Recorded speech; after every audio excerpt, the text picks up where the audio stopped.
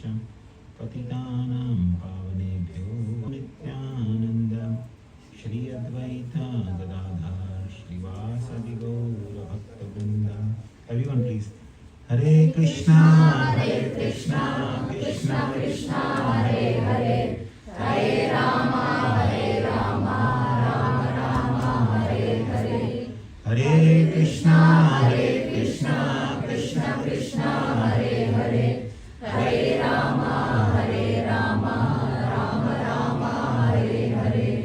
Hare Krishna Krishna Krishna Hare Hare, Hare Rama Rama Rama Hare Hare.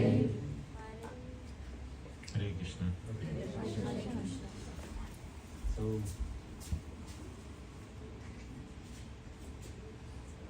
but many times, we may hear this, that we are not the body, we are spirit soul. But it's so difficult to understand and get conviction that we are not the body. The only reason is why it's difficult is because between the body and the soul there is a link, and that link is the very close proximity. A link is actually the false ego. So just like you see in the train, right? The engine is there, which has power to pull, and then all the compartments which are connected behind. And they are all connected through a link, right? That link is making the other compartment also get pulled. So, the soul is very closely linked with the body because of false ego.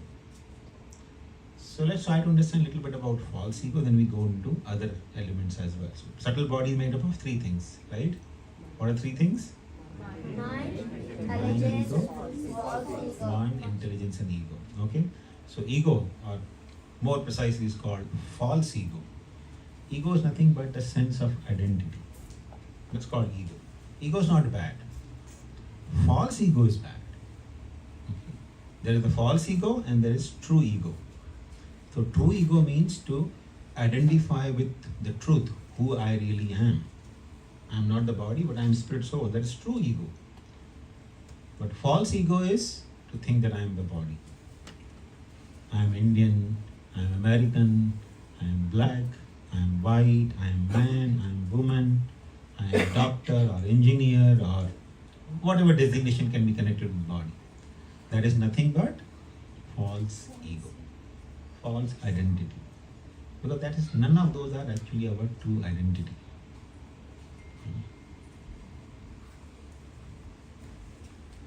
So,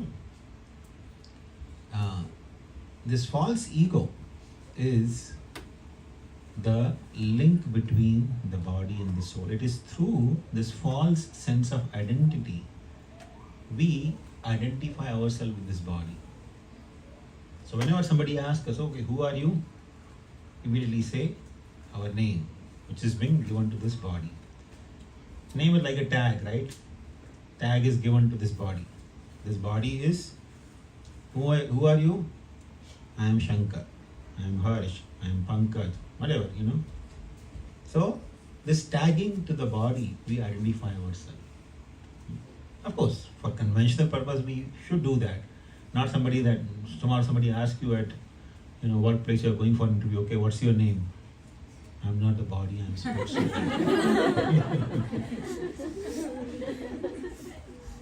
You still tell your name. For conventional purpose, we do that. But we have to understand that actually this whole world is carried by this false tagging of the body. So this is due to false ego, false sense of identity. And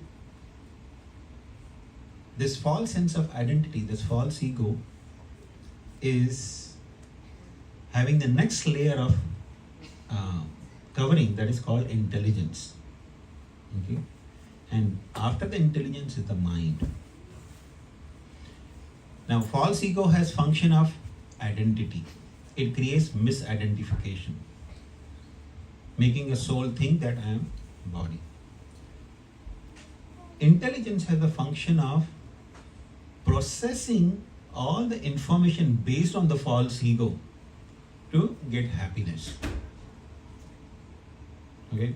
So now suppose a person who has false sense of identity, he tries to get happiness also through that false sense. Just like some small anecdote I remember. The first Prime Minister of India, who was that?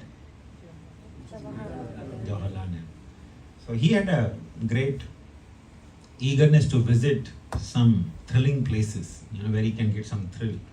So once he told his, associate, I want to visit the Agra Asylum. You know what is the Agra Asylum? Sometimes, especially in India, we used to say, Agra se aaye ho kya? Not that, talking about city Agra, but there's the asylum where craziest people are kept in that asylum, mental hospital kind of, you can say. So he wanted to visit there, and people said, no, you shouldn't visit, that's a very crazy place. Some of the craziest people live there. So, I still want to visit.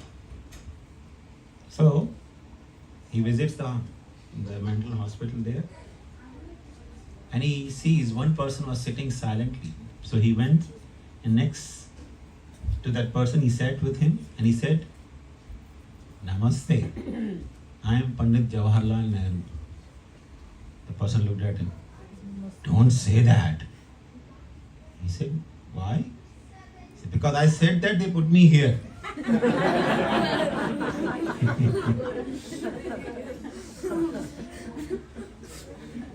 So this is false sense of identity.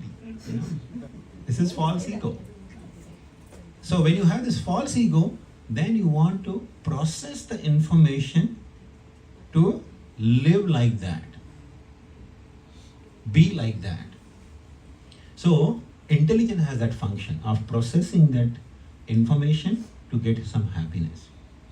Like you see in this world, how we develop some sense of happiness. Suppose man and woman, they never knew each other, but now they get married. So they get married, they have some sense of identity with each other. Okay, this man is my husband, so I have to serve him. I have to take care of his household duties. And the man thinks, okay, she's my wife, so I have to take care of her needs. I have to protect her. I have to provide a home and everything for her. So we develop sense of duties, and we develop sense of seeking some happiness also based on that identity, right? So when there is a false sense of identity, then intelligence also functions based on that false sense of identity to seek happiness. Now, okay, intelligence will function, but it's like hardware. In a computer, you have the processor, processor, electricity, which actually runs through the processor, and then you have also storage, memory, right, where everything is stored. All the applications and all the data is retrieved from the hard drive. So you need some hard drive also. So mind functions like the hard drive. It is storage. All the desires that a living entity develops because of false ego are all stored there. And from time to time they are retrieved from there, intelligence processes it, and living entity wants to enjoy in that way. So mind is a storehouse of unlimited desires. Not only from this lifetime, but from previous lives also. And therefore, mind actually plays a key role. You can say this body can be compared with the computer hardware. Mind is like the hard drive, intelligence is like the processor, false ego the sense of identity, you know. And then it's like false ego is like the current which is actually making this whole thing alive, this whole body alive. You know? And of course, soul is actually the current which is present. If the soul is not present, the whole body like a dead computer. Okay, but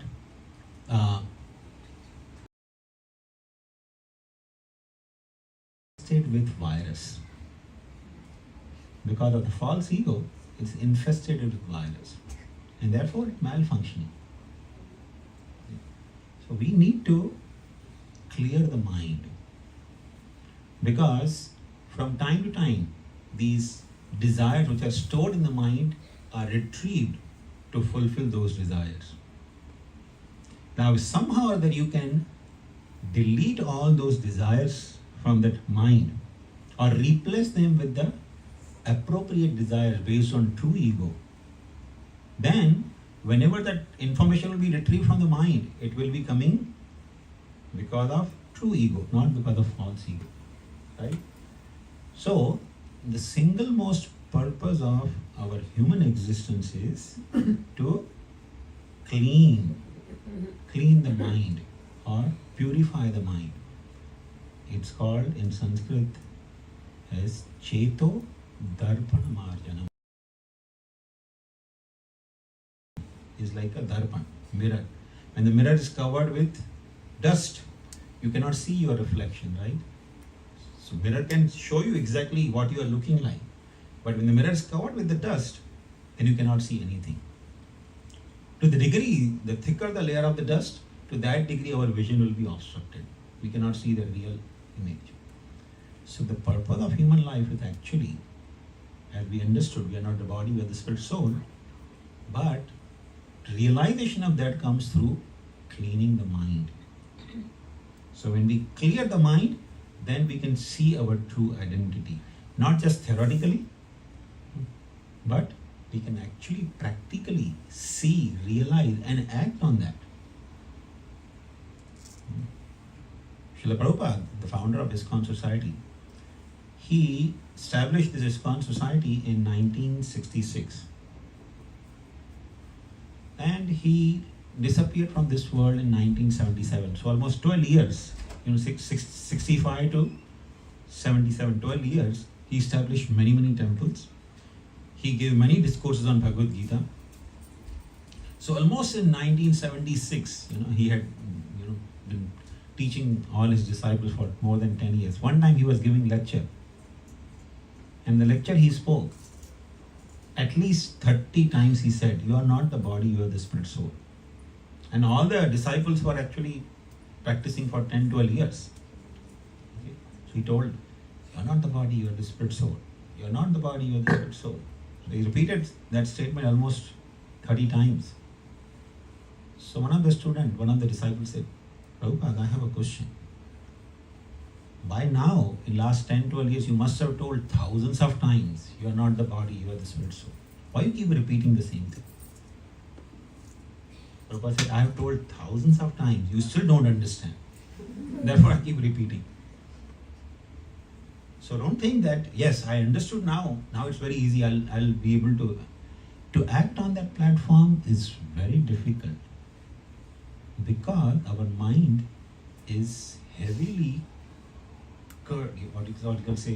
clouded with lot of desire based on false ego. And therefore, Krishna gives hint in Bhagavad Gita. So, Krishna says in Bhagavad Gita, Udhared, what is that? Udhared atmana atmana na atmanam avasadhet. Atme hi atmano bandhur atmaiva ripur atmana. Krishna says, Udhared. Udhared means to deliver. Udhar karna, right? In Hindi we say udhar. Udhared atma. Atma means the mind. Atma has several meanings, but in this particular stage, the Atma refers to the mind.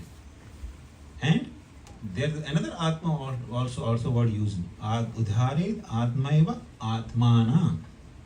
So with the mind, one should do udhar of the soul. Uplift the soul. Na atmana avasadhe. One should not use the mind to degrade the soul.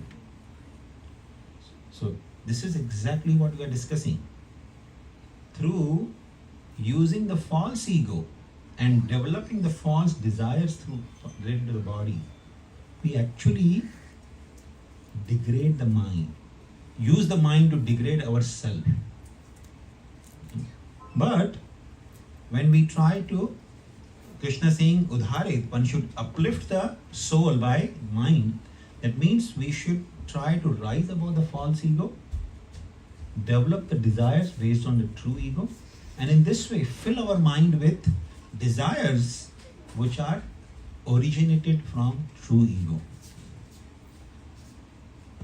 Many times people tell you, you have to become free from desires. Let me tell you one thing. According to Bhagavad Gita, nobody can become free from desires. Only stones can. We are not stones, right? We are living conscious. Only stones can be without that. This table can be without desire. You know, this microphone can be without desire. Okay, you can, whatever you speak, you'll just amplify that voice because it doesn't have any own desire. It's a dead matter, right? But we can never be free from desires. We will always have desires. So all we need to do is purify our desires.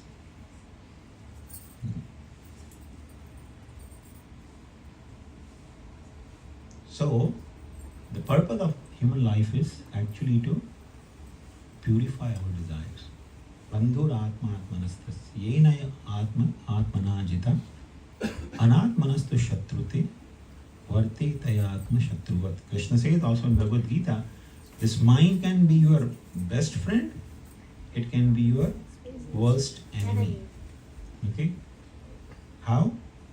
Bandhur atma atmanastasya yena atma atmana jita. Krishna says, a person who has atmana jita, one who has conquered the mind, then mind is bandhu, mind is a friend. But anatmanatma, one who has not conquered the mind, then vartate atmaiva shatruvat. The same mind acts as a shatru, as an enemy. Now let's try to understand how mind can act as our friend or our enemy in practical terms. Okay. So I remember this is in 93 or 94. I was just introduced to Krishna consciousness. So there was, I was attending the classes in one of the college, medical college in Mumbai. So somebody who used to come from ISKCON, I used to attend the classes there. So very close to the hostel where we were attending classes, there was an apartment complex, apartment building. So there was, one couple, young couple, the young boy and girl, they had love marriage, they just got married maybe, a year or two ago. And then they had a child, a small child was there, maybe, a year-old child. So they were living, I think, on the 5th floor of the building. 4th or 5th floor, I don't remember exactly, but higher floors they were living. Now, in every family there are some quarrels, right? Sometimes husband-wife fight, argument happen. So one day, there was some argument between them. A young couple, right? And they were having arguments. So the man got really angry. The boy really got really angry. He picked up the child. He went to balcony and he told the wife, "Stop arguing with me. I'll drop the child." And the girl was also angry. Said, "Okay, it's not only my child. Your child also. Throw him." Now see, I don't think that this can happen only to somebody. It won't happen to me. It can happen to us also.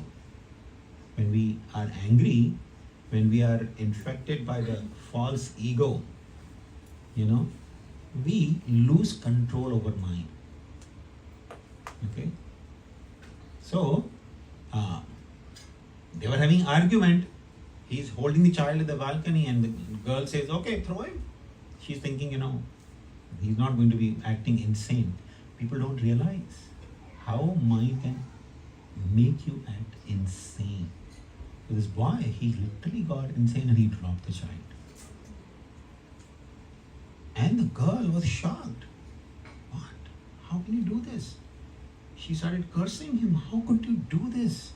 How can you drop the child from balcony? And in the meantime, the boy realized what he did. So he got so confused, he jumped from the building as well. And just in a moment, just imagine, both boy and the father, they were on the dead. They were on the ground. They were dead. And the girl was left alone. All this happened uncontrolled mind. And trust me, it's not the only case. There are hundreds of cases like that, thousands of cases practically every year, all over the world. When I used to live in East Coast, I remember I used to live in New Vrindavan temple. So in our temple, we had a ministry called prison ministry. So this section of prison ministry devotees used to go to prison and preach to prisoners about Bhagavad Gita's message. So in America also we do that. We go to prisons and try to present Gita's knowledge to people, to everyone, Americans or Indian people, everybody. No matter whoever is there in the prison, we try to give them the message of Bhagavad Gita. And many times we used to get letters from them, revealing their, how in a moment of anger they lost control over their mind and they did something which made them end up in prison. Most of the prisoners, they are not actually some hardcore criminals. Ordinary people like all of us lose temper, lose control over mind, and do something so stupid that they end up in jail.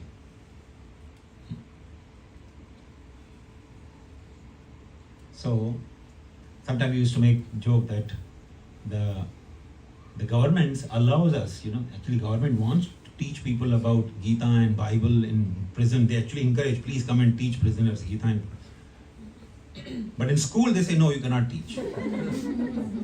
If they allow in the school, they will not end up in the prison, right? Unfortunately, our leadership in all over the world is so stupid, They forbid teaching Gita and Bible and all these scriptures in the schools, but they encourage in prison house. But people don't realize how powerful the tool of mind is.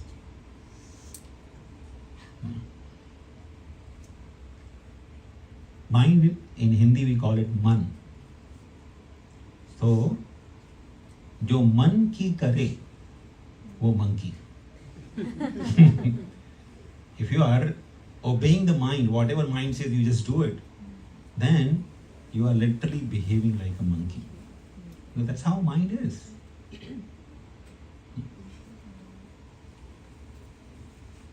Actually, scriptures say the mind has primarily two functions: accepting and rejecting. And it's not that it will accept one thing and reject another thing. It may accept something now, next moment it may reject the same thing. For example, somebody thinks, oh, this girl is so beautiful. Only if I can get married to her.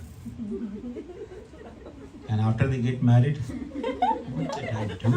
Where I'm stuck with you. And this girl thinks the same thing, right?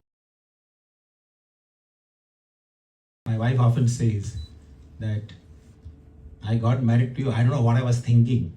I tell her, you are not thinking. Mind will accept something now, next moment it will reject the same thing. And again, third moment it will accept again the same thing. That's how crazy the mind can act. People who do not realize the power of mind, they often find themselves in a very confused state of life.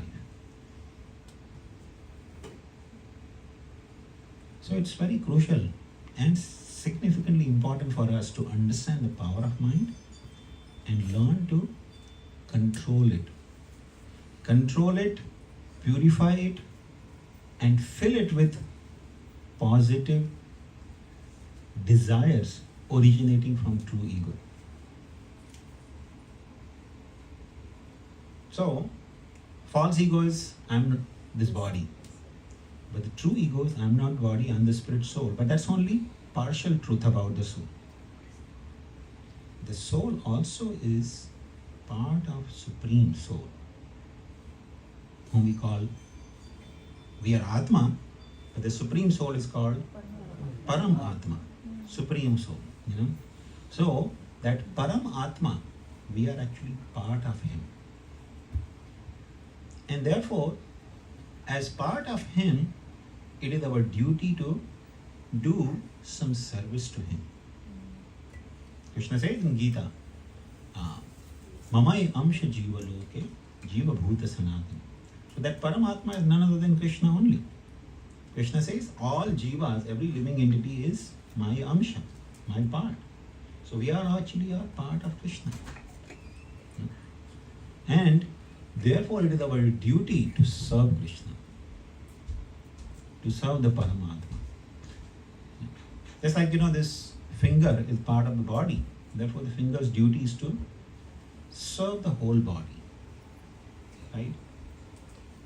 If the finger thinks, no, I don't want to serve the whole body, I want to serve myself, then the finger becomes separated from the body.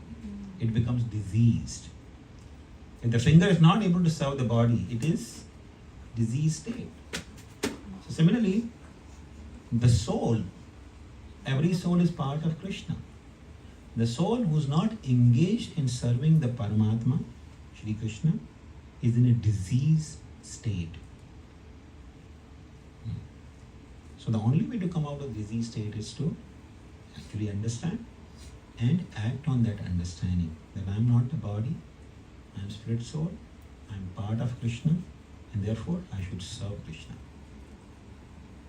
So this is the prime purpose of human life. Purify the mind.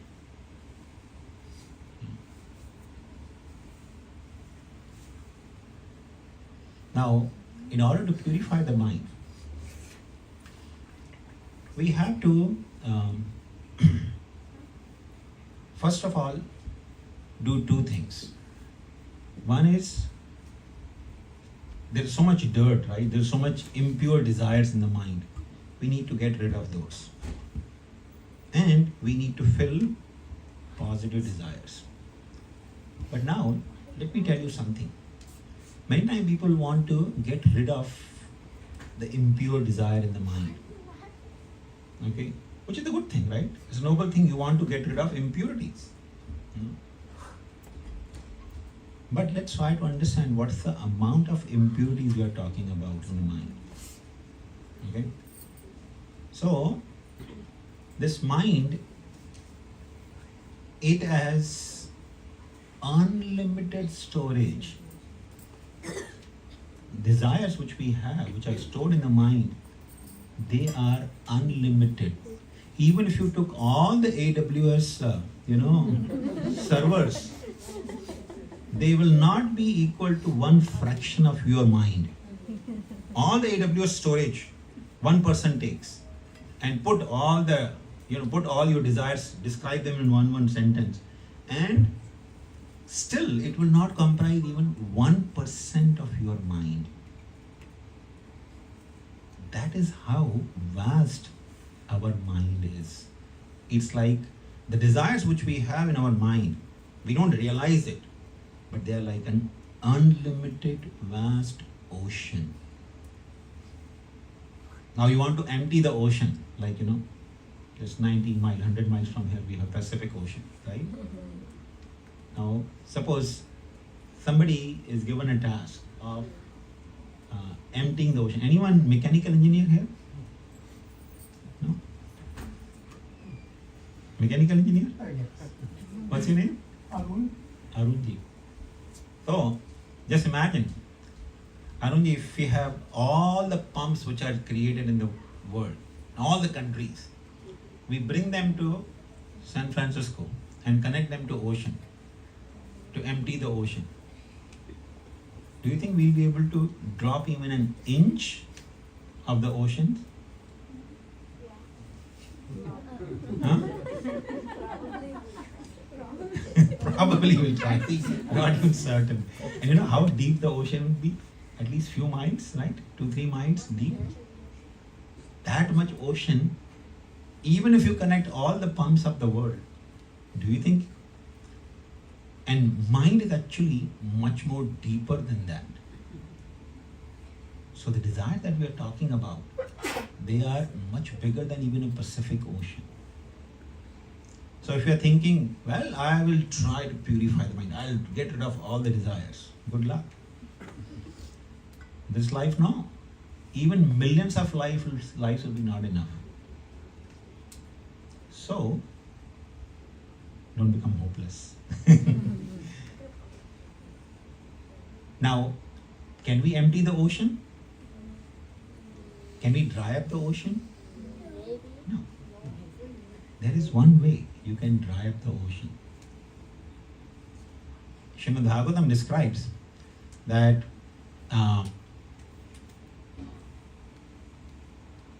at the time of dissolution, the sun becomes 12 times hot and it evaporates all the water from the oceans and rivers and ponds from the surface of earth. All the water is evaporated.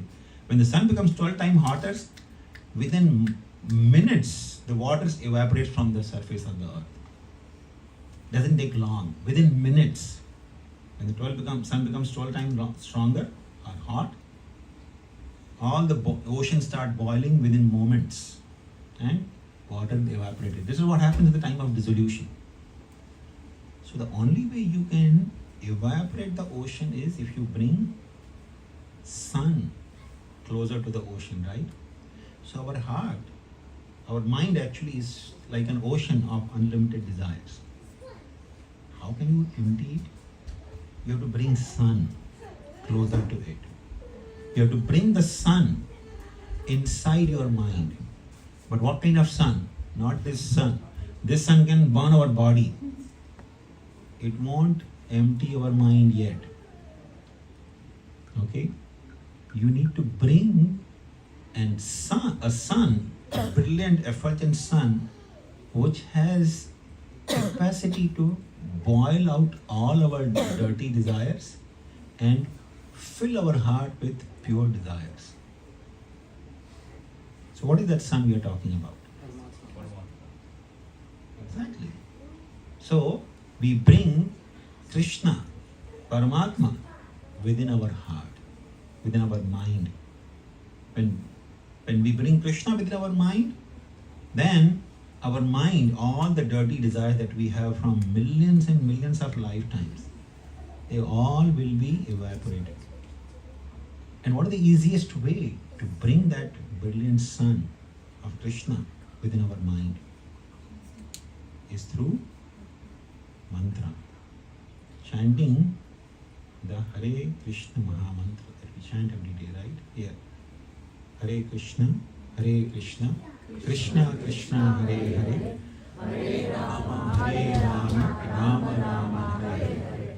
This chanting of Maha Mantra is when you especially chant distinctly with your mouth, with your tongue, and hear it attentively through your ears. Receive the holy name of Krishna through your ears. Through ears, the sound vibration goes inside our consciousness, enters into our mind. And when the sun of Krishna enters in our mind, it actually starts boiling the ocean of unlimited desires. Desires actually start evaporating.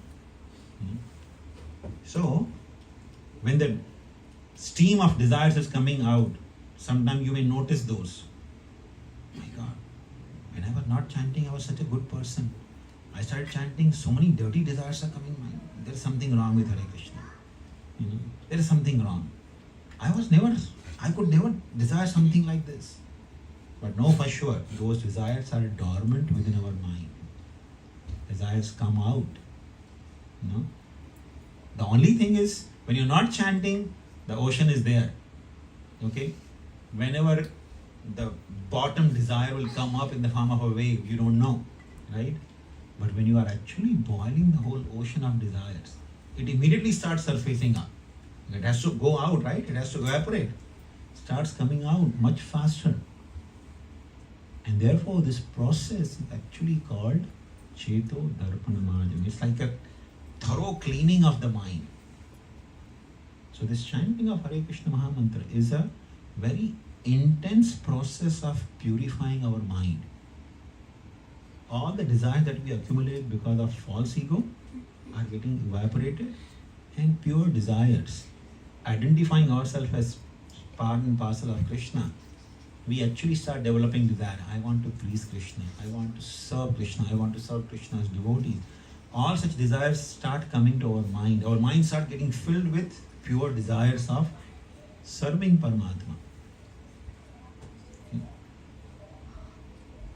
This is the simple process.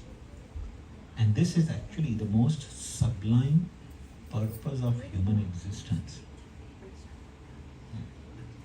If we do not pay attention to this purpose, then, the unlimited desires which are there in our mind, impure desires, they will remain as it is. And trust me, with impure desires, our life will be, when our life will turn into hellish life, no guarantee. Because just one desire surfaces up, everything can be finished. Now, say for example, somebody may be thinking, well, I am a very decent person, whether you are a man or a woman, you might be thinking, I'm a very decent person, I can never do anything wrong. But we have so many impure desires. If sometimes some impure desire comes up, very intensely it comes up, when you will act inappropriately, you don't even know. So I may be a decent person now, but tomorrow the desire comes, no, I like this girl, I forget my wife, children, I don't care. I want to develop extra mental. So within a moment, he'll drag you to wrong direction. And I know, even some of my colleagues, working in the office, decent people, nobody could imagine something like this will, transpire with them. But it happens. And then that happens, family breaks. Nobody wants to live with, right? Nobody wants to compromise this. So, unless we actually take the process of purifying the mind, we are living a very risky life. Because our mind is filled with impure desires. When it will pull us in the wrong direction, no guarantee. Absolutely no guarantee. The nuts. In jail, just because mind pulled them in wrong direction.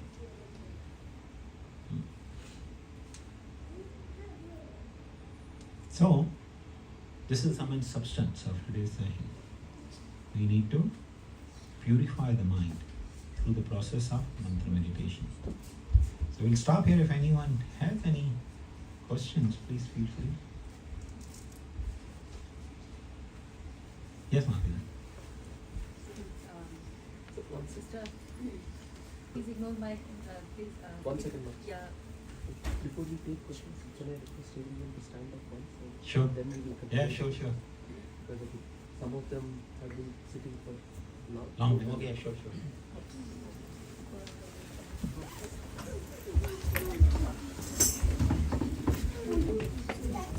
Where is the mic? Mic is mic.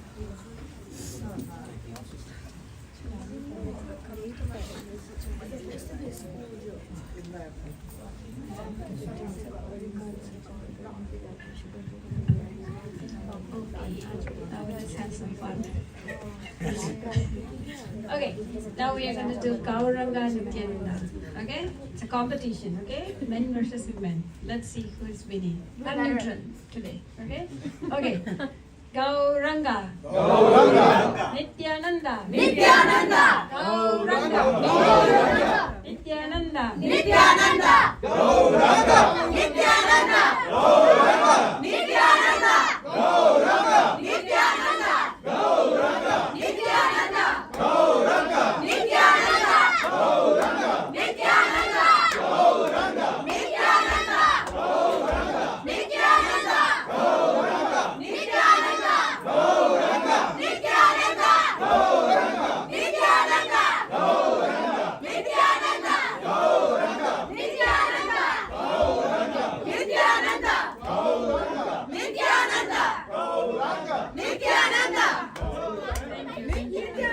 Okay, next time go like this, like not standing, like go straight like that. Okay?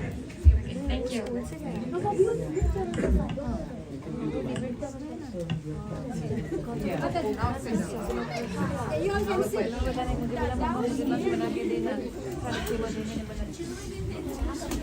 Good exercise of waking up everyone.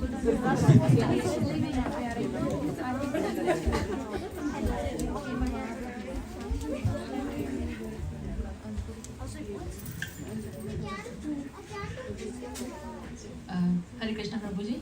I wanted to ask if this process of purification, does it burn away all the desires, or does it filter like between the good desires and the bad desires and keeps the good desires because and burns out only the bad ones which are not needed for our spiritual existence? That's a good question. So this process of purification burns only bad desires or burns good and bad desires both? Yeah. And I also want to just add one, because why this comes to my mind, because I have seen people like who get detached from the world, from the worldly pleasures, because they don't feel like they're no more attached even to the good ones. Mhm. So, which is, we need some desires to live in this world. Mhm. So that is why that doubt comes to my mind. Okay, very good question. So, the process of chanting Hare Krishna, it actually is a process of purification. Okay, purification from all the desires which are originating from false ego. Okay, whether they appear good to us or they appear bad to us. Because sometimes the desires originating because of false ego appear good to us. Like, Arjuna is telling in Bhagavad Gita to Krishna, Kim no rajyena govinda, kim bhoga jivateno, yesham arthe kangshitam no, rajyam bhoga sukhani. He says, telling Krishna, Krishna, you're telling me to fight, but by fighting, what I'll get? Kingdom. Kim no rajyena govinda, what I'll if I have to kill my relatives, because if you have kingdom, if you have opulence, what you do with that opulence? You share with your relatives, right? But relatives are here, they will be killed. So with whom I'll share my opulence? I don't want to kill them. Appears to be good desires, right? But it's originating from false ego. Why? Why it's originating from false ego? I want to see my relatives alive, whether they act good or they act bad. Duryodhana was acting very bad, and everybody was supporting Duryodhana was also acting very bad, right? So Arjuna is saying, let them act bad, no problem. They are my relative, let them live. It's like, when the judge in the high court becomes corrupt, because my son has come to the court, he has murdered, no problem, he has murdered, still he is innocent. Let him go. Is it a good thing? It's originating from false ego, thinking that this is my son, therefore he needs to be protected. I will use everything to protect him. So, Arjun's desire to see his grandfather, his teacher alive, don't kill them, appears to be noble desire, appears to be nice desire, but it's originating from false ego, inappropriate. So, Krishna spoke Bhagavad Gita to burn that desire as well. So, the problem is sometimes we think, this is good desire, this is bad desire. Okay? Like Arjuna also spoke in the second chapter of Bhagavad Gita. He's telling Krishna, Rudhira Pradigdhan. Whatever we enjoy after killing my relatives, even if I get kingdom,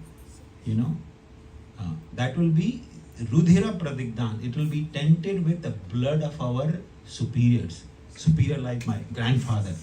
People will say, I killed my grandfather and my teacher to get the kingdom.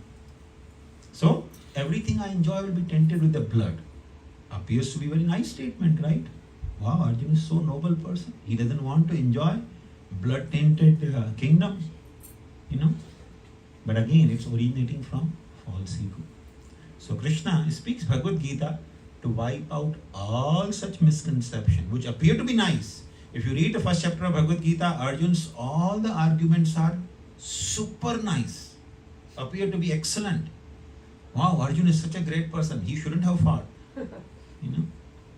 But Krishna, right from the second chapter of Bhagavad Gita, proves that every argument that Arjuna gave was actually impure, contaminated, and it was source of degrading the whole human society. Not only Arjuna, but it would have degraded the whole human society into hellish condition of life. So, therefore Krishna spoke Bhagavad Gita not only to uplift Arjuna, but to uplift all of us also. Because if you read Bhagavad Gita, such noble arguments are given by Arjuna in the first chapter. And Krishna proves all those arguments through speaking Bhagavad Gita, that how they appear to be noble, but they are all based on false ego. They are all impure. So, actually, this process of chanting the holy names of Krishna, it's like a not art, intelligence program. It will do everything that is, whether I think it is good or not, whether I think it's bad or not, it will do the thorough job of purifying us. So we don't have to really exercise too much what is good, what is bad. If you are taking to the process of chanting the holy name of Krishna, Krishna's holy name will play miracles. First of all, it will start churning our mind. It will start giving us wisdom also. What is good, what is bad, what is actually right, what is wrong. So chanting of Hare Krishna Mahamantra is not just some sentimental process. It's actually a very intense process of purification. And it will purify us of all apparently good or bad desires. So it's nothing to worry. It's just like, sometimes the child is sick, right? And he goes to mother, I want to eat ice cream. No.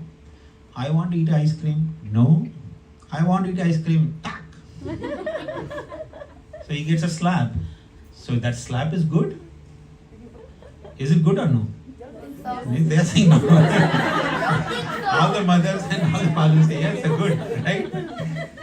So Krishna is like that, Even though sometimes we feel that, no, this is not good.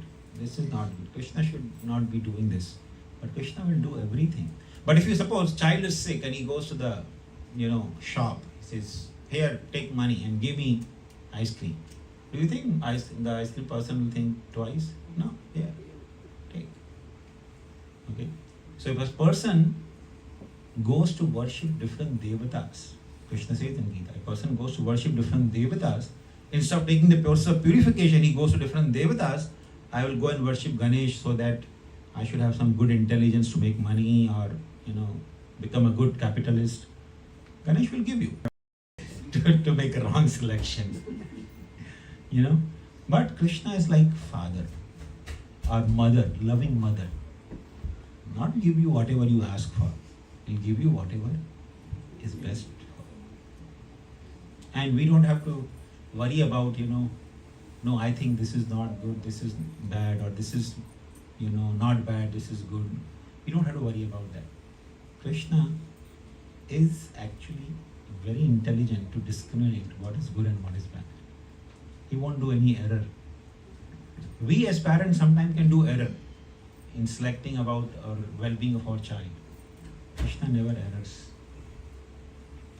Make sense?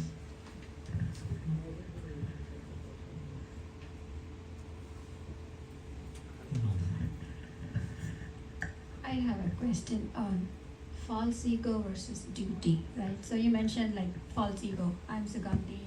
I'm a product manager in JPM field, right? So these are all false ego.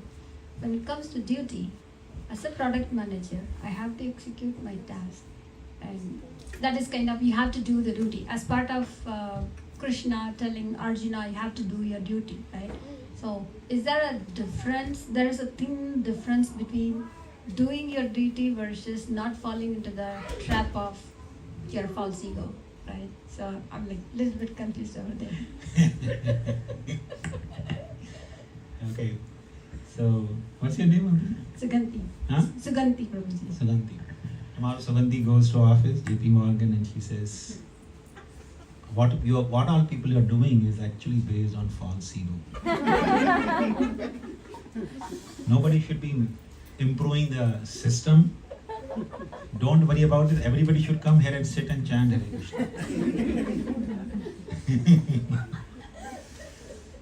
But a very good question and practical question. So, when we take the process of purifying our mind, know for sure that we have this body with impure mind, and therefore because of this impure identification, till the time we actually reach to the stage where we are completely purified, free from this misidentification, we have some worldly duties also. So we have absolute duty to Krishna as his part and parcel, and we have worldly duties also. So those have to continue hand in hand. Okay? So till the time I reach the completely purified stage, and trust me, when you reach to that stage, it will not make any difference to you. You will be able to, no matter what situation you are in, you will be able to quit that situation and dedicate yourself to your absolute duty.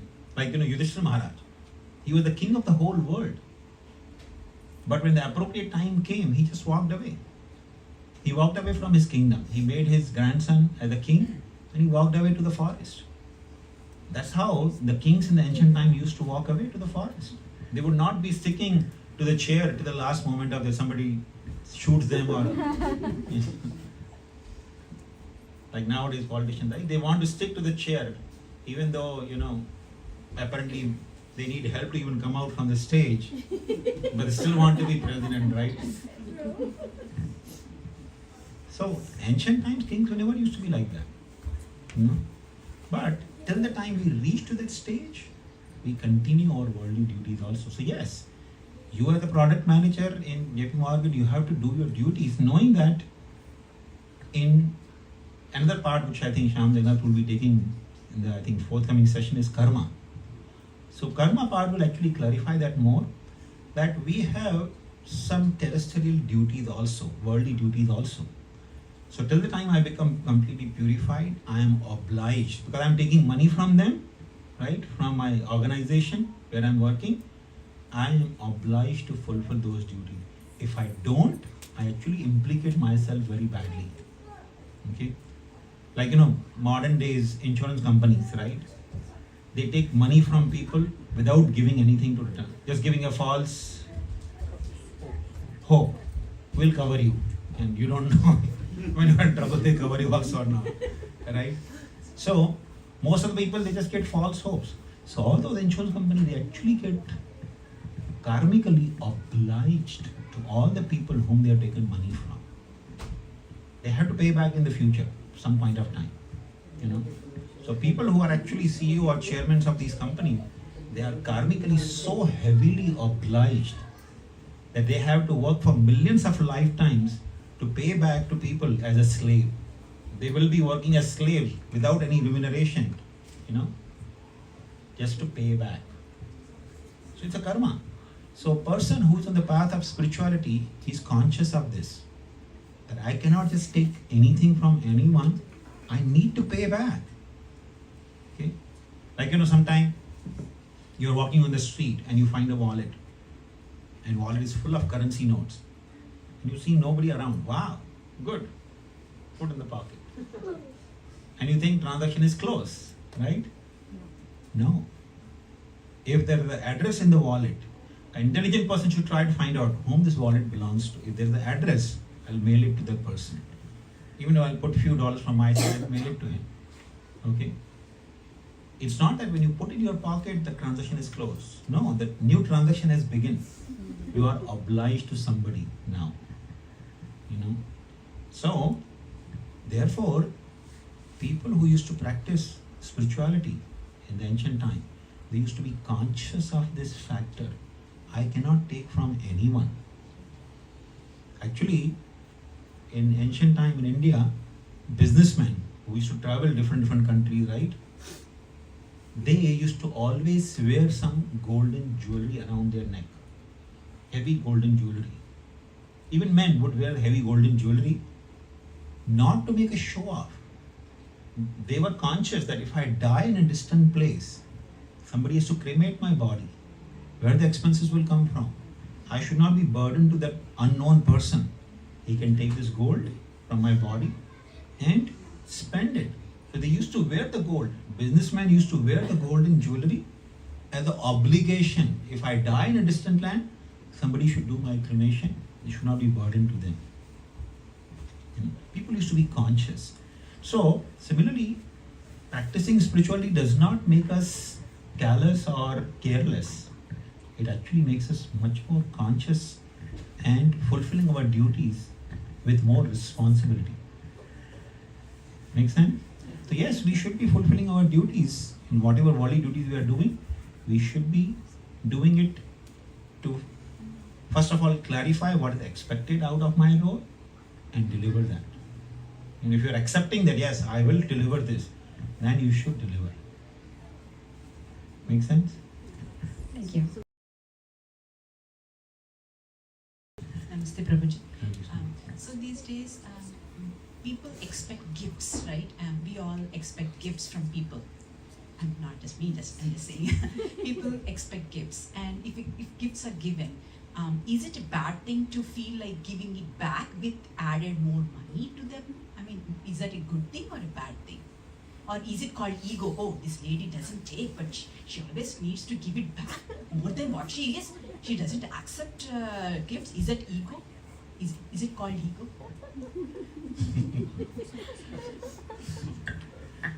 Well, see, in the worldly dealings, we have to follow certain procedures, right? When we are actually practicing spirituality, the person becomes much more conscious and responsible and follows the worldly procedure also. And we don't become indifferent to worldly etiquettes. You know? It's like, one person goes to bank to deposit a check. Okay, so he says, okay, here's my check. How many time will it take to, clear the check? The banker said it'll take 3 days, sir. See, but the check I'm giving you is next door. It's next close to you. Why will it take 3 days? He says, sir, we have to follow some procedures. For example, he gives that. For example, if you die outside of a crematorium, will they take you directly to crematorium and finish everything? No, right? They will take you still home, and then home people will bring you to crematorium, right?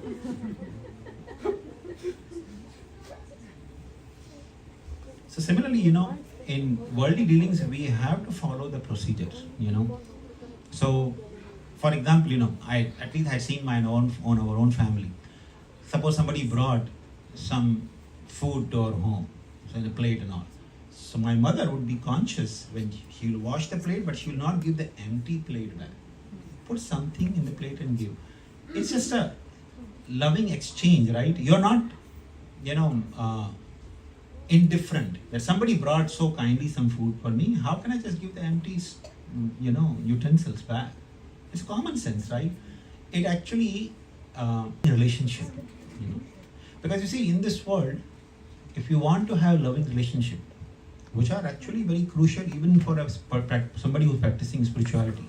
I think that Shyam Jagannath will teach you slowly and gradually. There are 6 kinds of loving exchanges even people who practice spirituality, they have.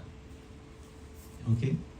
Dadati pratigranati guhyam achati kachati bhunte bhojate jaiva Shadvida Priti Lakshanam. So Priti, that we are trying to develop, affection or love for God, is also to be practiced among those who are trying to love God. So among practitioners, they should also practice those dealings with each other. So 2 prominent dealings out of 6 are Bhungte, Bhojate Chaiva. Bhungte means if somebody invites you to home, come and eat, dinner with us or lunch with us, you go and eat at their home. And then you invite them also to your home. So this actually creates a loving exchange, loving relationship between people. This is what actually goes on even in the realm of absolute truth. Where Krishna lives eternally, this is what goes on there. There is a loving exchange between Krishna and his devotee, and between devotees of Krishna there is loving exchange. So we have to follow the worldly etiquette. There are actually very fine, subtle etiquettes which you will learn slowly and gradually when you start actually practicing this process of Krishna consciousness. There is a whole manual we have of etiquette. I think Shyam Jagannath Prabhu has access. If anyone interested, you can actually even have that.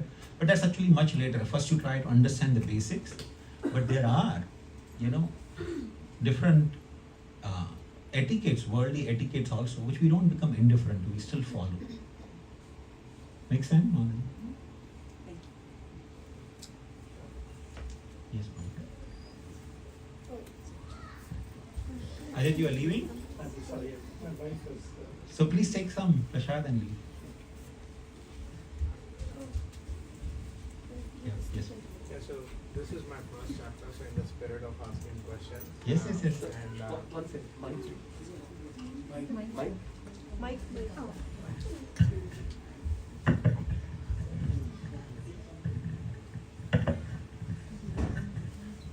So no offense meant, but my question has 2 parts to it. Okay.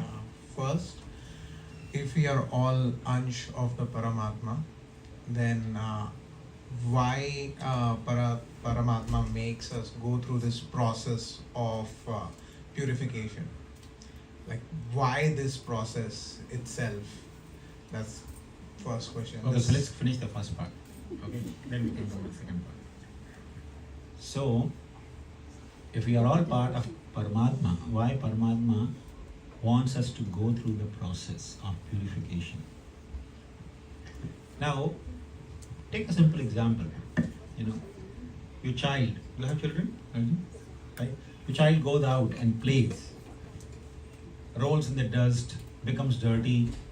Sometimes he may fall in the mud, and muddy and unclean. Okay? He went to play and he became dirty, muddy, right? When he comes in the home, what do you tell him? Go to shower, right? Why you tell him go to shower? He's your son, right? You directly embrace him. Right?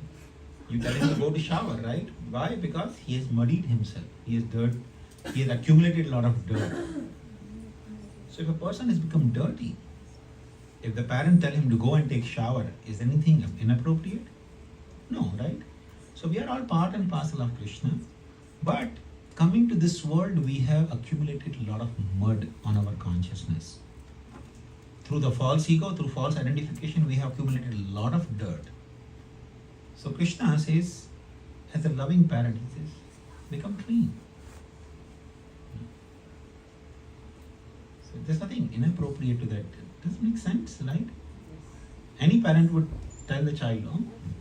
In fact, when the child is born, right? The child is born coming from the mother's body. Still, you want to clean the child, right?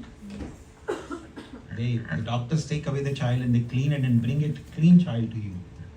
Otherwise, if child is given directly to you, you will also probably, be a little hesitant, right? Mother may still be feeling, affection, but and the father, you will be still hesitant. You want to clean the child.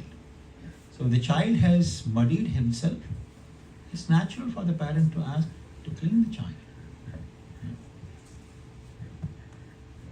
Make sense? And the second part was that I mean, we accumulate a lot of false desires, right? But there's always a first incarnation. So, in that, I mean, you collect a lot of debt over multiple incarnations, and which you have to basically cleanse from.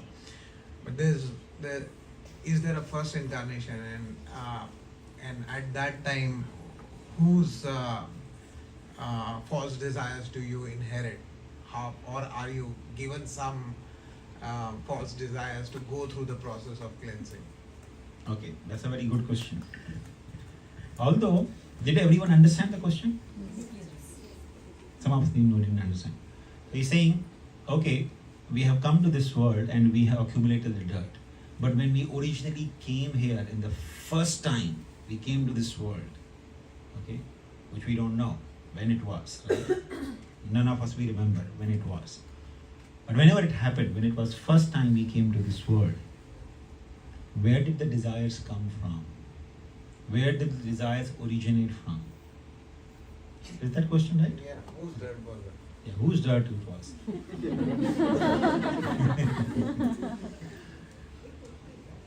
So, let's try to understand how we accumulate the dirt in this world, first of all. Okay? So, that will actually help you to understand how we accumulate the dirt right from originally, and where it originated from, they will come to that also. So, how do we accumulate the dirt in this world? For example, okay, I may have,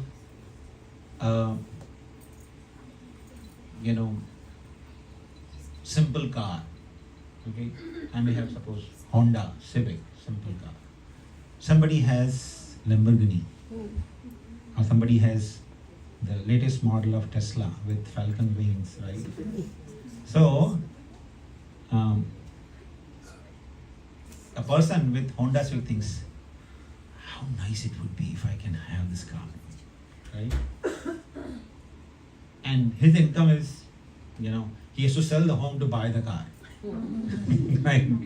So, this is how the desires develop. When you see somebody better situated, then you want to imbibe the desires. You want to accumulate that, right? So seeing others, that's how we actually accumulate the desires. Originally, what did we see? Krishna explains in Bhagavad Gita. Ichha dvesha samuddhena dvanda mohena bharata. So, dvanda means two things. So, two things that we contaminate our mind with brought us to this world. Okay? What are the two things? Ichha and dvesha. So, when we saw the God is enjoying in a particular way. God is Paramatma, right? Paramatma has loving dealing with his devotees. So, when the soul saw, oh, Paramatma, Krishna is enjoying in such and such way, I want to enjoy like him. Okay? And in the spiritual realm, Krishna is the only enjoyer. Everyone else is his devotee. They actually facilitate his enjoyment. They actually serve him out of love and affection. So when I wanted that everybody should actually serve me, why they're serving Krishna? Should be serving me. It's like suppose you take a job, Microsoft, okay, and then you see the Bill Gates comes. He doesn't come at 9 o'clock. He came at 1 o'clock. He went to the office, put his legs on the office like this, and then he called people, okay, come, give me reports. Half an hour, drinks a cup of coffee and then leaves. Next day you think, okay, I'll do that. You go to the office, put your legs on the table, bring reports, bring cup of coffee. What do you think will happen to you? So, Ichha, the desire to occupy the position of God. God says it's not possible here in this world. So, here I have created another place. You go and try to imitate me there. So, this world is created by God for all of us to facilitate, to try to imitate God. So you see, in this world, everybody wants, I should be the focus. Everybody should serve me. You know, everybody wants to be on the top, right? You want to become boss on boss. I should be boss of everyone. Everybody should be subordinate to me, right? So, this is one thing that brought us here. I want to take the position of Krishna, Ichha, desire. But when you can't do it, then Dvesha, animosity develops. Why God should be enjoying like this? You know, I have nothing to do with it. I don't want to see his face. When you are not able to compete with somebody, then that's what you will do. You don't understand. He used to tell us nice anecdote. He said there were two devotees of Lord Shiva. They were neighbors to each other. So they both prayed. They were worshipping Lord Shiva nicely. So Lord Shiva appeared to the one person and he told him, "Ask any boon." He said, "My Lord, whatever I desire, my desire should get fulfilled. Whenever I desire anything, that should be fulfilled." Lord Shiva says, "Tathastu." Have that. So he goes to next person. Lord Shiva appears to next person and he says, "My dear son, ask any boon." He said, "My Lord, I'll ask you, but tell me what my neighbor asked you." He said, "Well, he asked me that, whatever he desires, his desire should be fulfilled." He said, "Then I ask for this. Whatever he gets, I should get double of that." Okay? I should get double of it. So, the first person, he desires, okay, I should have a bungalow, nice bungalow. And he sees, next morning, comes to the balcony, sees two bungalows in front of him. Okay? Next day he desires, okay, I should have, a nice car, Falcon Wing car. And he sees two Falcon Wing cars other four. See, what's going on? There's something wrong here. Praise to Lord Shiva. Lord Shiva appears and says, "My Lord, what's happening? I'm having one bungalow, there are two bungalows to my neighbor. I'm having one card, he's having two cards. So what's going on?" So Lord Shiva said, "Yeah, that's what he asked. He said, whatever you have, he should have double of it." Oh, that's what he asked for. Okay, thank you, my Lord. Lord Shiva goes, "Oh God, I want to lose one of my eye. Let my one eye go blind." The other person loses both the eyes. "I want to lose one of my hand, become handicapped, The person becomes fully handicapped. So this is Dvesha, So, these are two things which brought us to this world. When we saw God enjoying in a particular way, we wanted to take his position. And because that's not possible, constitutionally we cannot take position of God. God is God and we are his part and parcel. We are his eternal parts. We cannot become God. We can never become God at any point of time. But when we could not become God, then we started hatred towards God. And these are the two things which brought us to this world. And you will find in a subtle way, everybody has these two things in their mind. Desires to enjoy, to be in a position where everybody should serve me. Everybody should be focused on me, right? And sometimes people say, okay, I want to become very famous. How can I become famous? Famous means what? Everybody's eyes should be on me, right? So, that's nothing but desire to become God. And hatred. When you can't, compete with somebody, then you try to pull the person down, another person down. So this is how it originated. When we saw God enjoying in a particular way, we developed desire to take his position, and when we couldn't, we started developing hatred towards him. So in this world, more or less, everybody has. That's why we are here in this world. And this process of chanting Hare Krishna actually makes us first of all realize that actually I do it. Right now we think, okay, if I have hated, why are we sitting in this lecture? That's true, but we have in a very subtle form this that hatred towards God, which actually makes us, not accept the direction given by God in Bhagavad Gita or anything. But this process of chanting Hare Krishna is so sublime and wonderful. It actually makes us realize, first of all, our desires and our impurities. You will be actually able to see that actually I have these in me. And then they will actually start evaporating. So this process of purification is very, very, very powerful. Make sense? Thank you.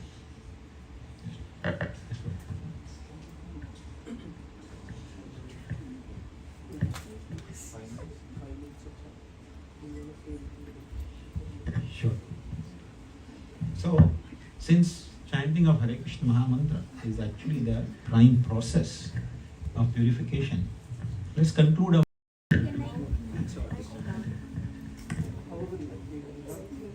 Take time to distribute, right? So, okay. Prabhuji, can I ask? Okay, sure. Go ahead. Last question. Yeah, last. Yeah. So, thank you, Prabhuji. So, sorry, Shyam Prabhuji.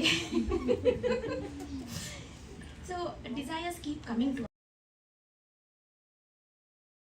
us, right? So, sometimes we'll be in ignorance even to identify whether it's a good desire or a bad desire, or is it coming from a self-ego or somewhere else.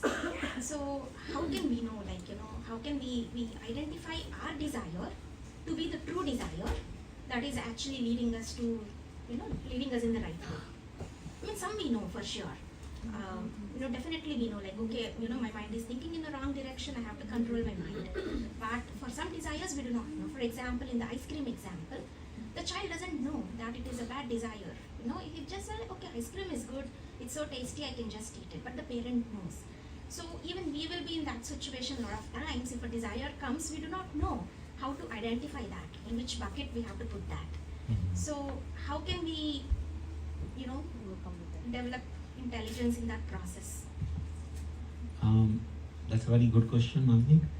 So, that intelligence develops in due course of time. It doesn't come overnight. When you are practicing the process of Krishna Bhakti, it develops in due course of time. But till the time you develop that intelligence, you take shelter of a guru. Of course, you take shelter of guru irrespective. So take shelter of a guru or a guide. Like, for all of you have Shyam Jagannath. So if you are in confusion, you can ask him, oh, I'm in such a situation. What should I be doing? What is the appropriate thing to do?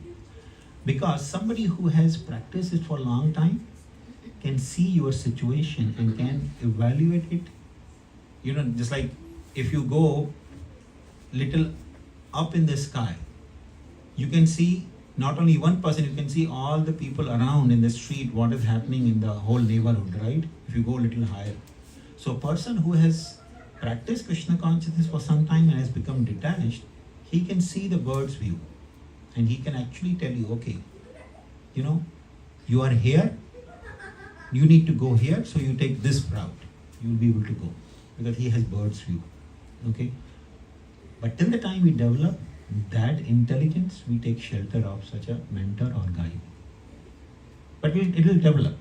The process is wonderful. It actually gives us that wisdom. Doesn't happen overnight.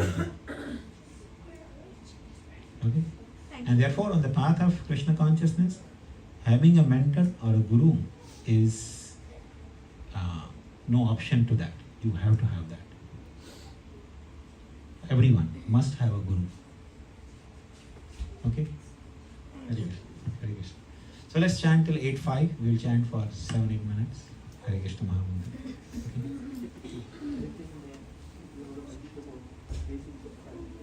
Yeah. Okay. So the chanting of Hare Krishna Mahamantra, as we discussed, right? It's a process of purification. It's like bringing the brilliant sun of Krishna within our mind. Okay? So that that brilliant sun can actually evaporate all the dirt from our mind and purify our existence. So, in chanting of this Hare Krishna Mahamantra, all you need to do is just two things, as we discussed. Chant distinctly, vibrate the name Hare Krishna, Krishna Krishna, Hare Hare, Hare Rama, Rama Rama. Distinctly chant with your mouth and hear attentively through your ears. Okay, that's all you need to do. The process is very simple, but mind will wander here and there. So all you need to do is just bring the mind back to hearing. Because chanting will go on. You'll be continuing to chant, but your ears may not hear it. You know? So you have to bring your mind back to hearing. The more name goes inside, the more holy name or Krishna enters in our mind. Okay, and does the job of purification. Okay? So let's start. Jai Shri Krishna Chaitanya Prabhu Nityananda Shri Advaita Gadadhar Shrivasadi Gaur Bhakta Vrinda.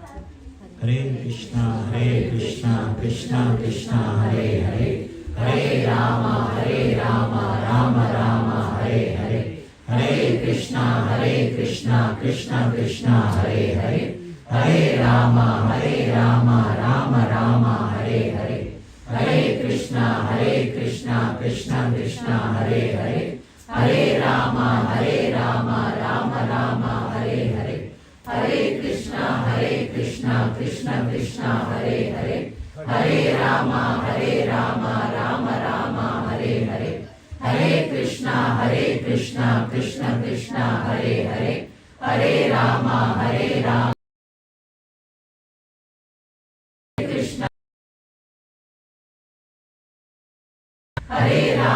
Hare Rama, Rama Rama, Hare Hare, Hare Krishna, Krishna Krishna, Hare Hare, Hare Rama, Rama Rama, Hare Hare, Hare Krishna, Krishna Krishna, Hare Hare, Hare Rama, Rama Rama, Hare Hare, Hare Krishna, Krishna Krishna, Hare Hare, Hare Rama, Rama Rama, Hare Hare, Hare Krishna, Krishna Krishna, Hare Hare, Hare Rama, Rama Rama, Hare Hare, Hare Krishna, Krishna Krishna, Hare Hare, Hare Rama, Rama Rama, Hare Hare, Hare Krishna, Krishna Krishna, Hare Hare, Hare Rama, Rama Rama, Hare Hare, Hare Krishna, Krishna Krishna, Hare Hare,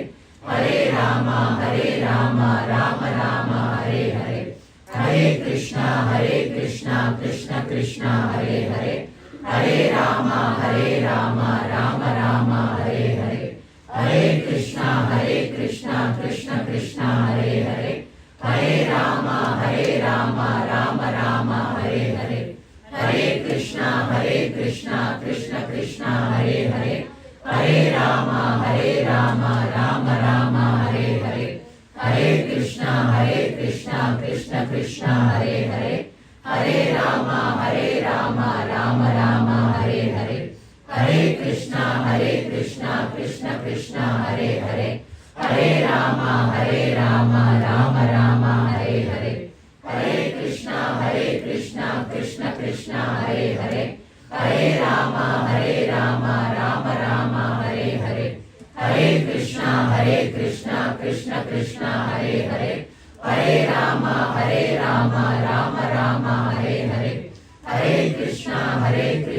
Krishna Krishna, Hare Hare, Hare Rama, Rama Rama, Hare Hare, Hare Krishna, Krishna Krishna, Hare Hare, Hare Rama, Rama Rama, Hare Hare, Hare Krishna, Krishna Krishna, Hare Hare, Hare Rama, Rama Rama, Hare Hare, Hare Krishna, Krishna Krishna, Hare Hare, Hare Rama, Rama Rama, Hare Hare, Hare Krishna, Krishna Krishna, Hare Hare, Hare Rama, Rama Rama, Hare Hare, Hare Krishna, Krishna Krishna, Hare Hare, Hare Rama, Rama Rama, Hare Hare, Hare Krishna, Krishna Krishna, Hare Hare, Hare Rama, Rama Rama, Hare Hare, Hare Krishna, Krishna Krishna, Hare Hare, Hare Rama, Rama Rama, Hare Hare, Hare Krishna, Krishna Krishna, Hare Hare, Hare Rama, Hare Rama, Rama Rama, Hare Hare. Hare Krishna, Krishna Krishna, Hare Hare. Hare Rama, Rama Rama, Hare Hare. Hare Krishna, Krishna Krishna, Hare Hare. Hare Rama, Rama Rama, Hare Hare. Hare Krishna, Krishna Krishna, Hare Hare. Hare Rama, Rama Rama, Hare Hare. Hare Krishna, Krishna Krishna, Hare Hare. Hare Rama, Rama Rama, Hare Hare. Hare Krishna, Krishna Krishna, Hare Hare. Hare Rama, Rama Rama, Hare Hare. Hare Krishna, Krishna. Hare Rama, Rama Hare Hare. Hare Krishna, Krishna Krishna, Hare Hare. Hare Rama, Rama Rama, Hare Hare. Hare Krishna, Krishna Krishna, Hare Hare. Hare Rama, Rama Rama, Hare Hare. Hare Krishna, Krishna Krishna, Hare Hare. Hare Rama, Rama Rama, Hare Hare. Hare Krishna, Krishna Krishna, Hare Hare. Hare Rama, Rama Rama, Hare Hare. Hare Krishna, Krishna Krishna, Hare Hare. Hare Rama, Rama Rama, Hare Hare. Hare Krishna, Krishna Krishna, Hare Hare. Hare Rama, Rama Rama, Hare Hare. Hare Krishna, Krishna Krishna, Hare Hare. Hare Rama, Rama Rama, Hare Hare. Hare Krishna, Krishna Krishna, Hare Hare. Hare Rama, Rama Rama, Hare Hare. Hare Krishna, Krishna Krishna, Hare Hare. Hare Rama, Rama Rama, Hare Hare.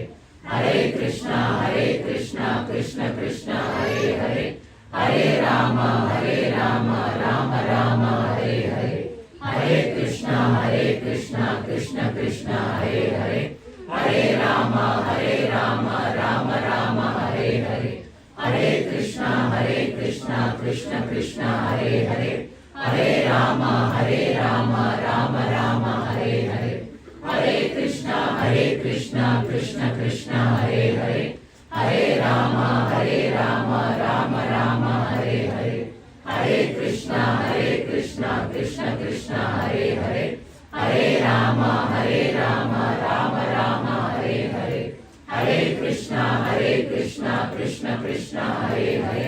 Hare Rama, Rama Rama, Hare Hare. Hare Krishna, Krishna Krishna, Hare Hare. Hare Rama, Rama Rama, Hare Hare. Hare Krishna, Krishna Krishna, Hare Hare. Hare Rama, Rama Rama, Hare Hare. Hare Krishna, Krishna Krishna, Hare Hare. Hare Rama, Rama Rama, Hare Hare. Hare Krishna, Krishna Krishna, Hare Hare. Hare Rama, Rama Rama, Hare Hare. Hare Krishna, Krishna Krishna, Hare Hare. Hare Rama, Rama Rama, Hare Hare. Hare Krishna, Krishna Krishna, Hare Hare. Hare Rama, Rama Rama, Hare Hare. Thank you very much. Hare Krishna.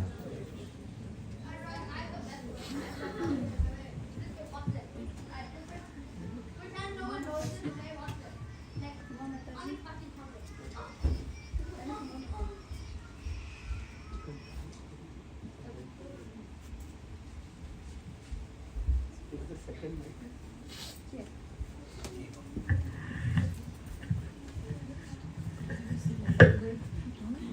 First, sincere thanks to you, Prabhuji.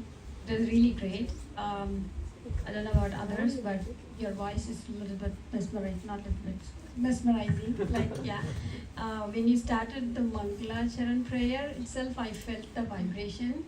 It was really good. Especially when we did the Hare Krishna.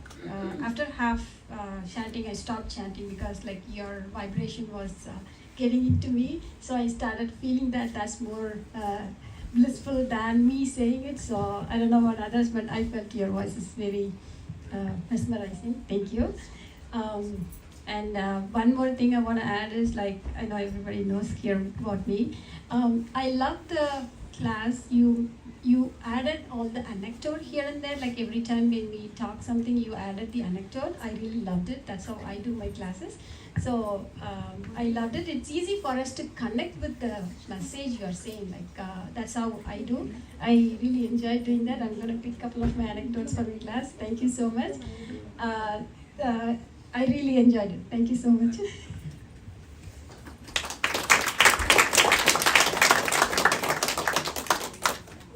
All kids, would you like to come here?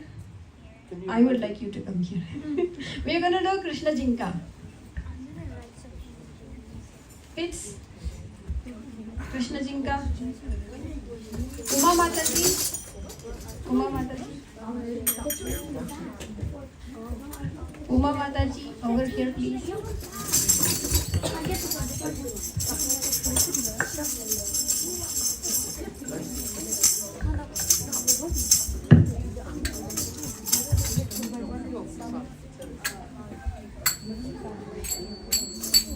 Exactly.